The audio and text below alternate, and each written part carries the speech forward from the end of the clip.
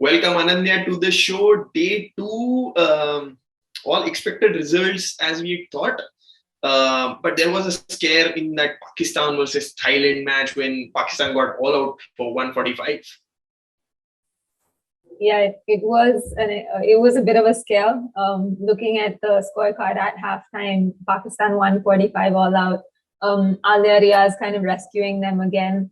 I was a little worried considering that Thailand had posted 150 in a 20-over game against a similarly strong Pakistan attack. So was a little worried for them. But again, the spinners kind of came to the fore for Pakistan, dug them out of trouble, and Thailand seemed to. I think sometimes when teams, lower ranked teams have a realistic chance of winning, the pressure kind of piles up on you, and they clearly didn't respond well to it.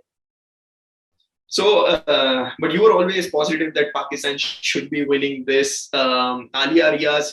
So it's always happening and it has happened a lot many times in the last year that it has always come down to Neither and Alia Riaz helping Pakistan out of that trouble zone. Do you feel there should be a change in that batting order? Riaz needs to be promoted because clearly the top 4 or 5 aren't doing that great for Pakistan. Look, I think that is something that could be considered. I think Nidadar batting at 5 or 6 is a little too low for her. She's someone who can control the innings, especially in the absence of Bismar Maroof. I think that's something that Pakistan really need to consider. When they have Bismar at 3 or 4, it's a completely different ball game. Then you have Dar and Riaz at 6 and 7. They blast at the back end, but without Bismar Maroof, I think they need to have one of the more experienced players at that number 4 position. The hope is that Javeria Khan has found a bit of form. She did score 38 yesterday. She opened the batting. Aisha Zafar missed out and Sidra Nawaz came in. So you'd hope that she's found a bit of form, which means that Pakistan then solved that issue. Javeria not getting runs for them has always been a big concern. So maybe to push Dar up the order makes sense. But look, I think that Pakistan lineup is full of so much talent that you expect them to come good. I don't think they're playing to their potential, and that's something that Marina did mention in the preview as well, that they haven't been delivering. There's plenty of talent there, but they're just not delivering.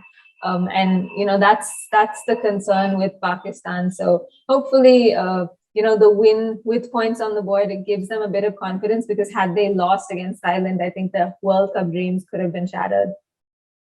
The World Cup dreams could have been shattered, but with Thailand winning the first game and now putting up a close fight, do you see Thailand be there in the top 5, potentially playing the next round of ICC ODI Championship?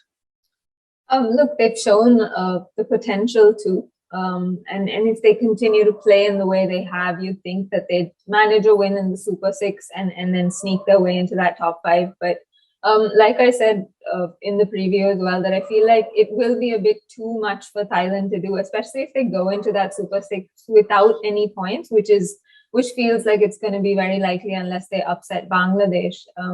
So if they go into that Super 6 without any points, I feel like for them to beat Ireland will maybe, that's their only hope. So they'll have to play extremely well to beat Ireland. So I'm not quite sure, but the way they're playing, you never know.